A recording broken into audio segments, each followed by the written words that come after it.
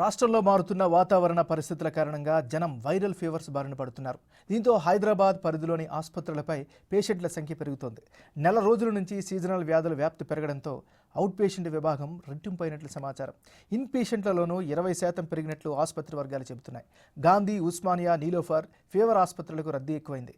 దగ్గు, జలుబు, జ్వరం, ఒళ్ళు నొప్పులు, డయేరియా వంటి సీజనల్ లక్షణాలతో పేషెంట్లు హాస్పిటల్స్కు వస్తున్నారు.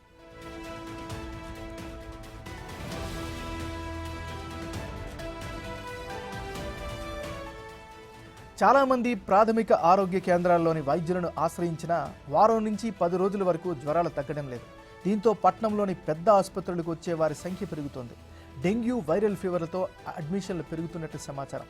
రాష్ట్ర వ్యాప్తంగా ఇప్పటి వరకు 3,000కు పైగా డెంగ్యూ కేసులు తేలితే వీరిలో 80% పేషెంట్లు గ్రేటర్ హైదరాబాద్ పరిధిలోనే నమోదయ్యాయి. ఇందులో 50% వివిధ హాస్పిటల్స్లో అడ్మిట్ అయి ట్రీట్మెంట్ తీసుకోవాల్సిన పరిస్థితి ఏర్పడింది. ప్లేట్లెట్స్ పడిపోవడం, నీరసం, తీవ్రమైన తలనొప్పి వంటి లక్షణాలు డెంగ్యూ బాధితులు ఎక్కువగా కనిపిస్తున్నాయని గాంధీ ఆసుపత్రి వైద్యులు చెబుతున్నారు.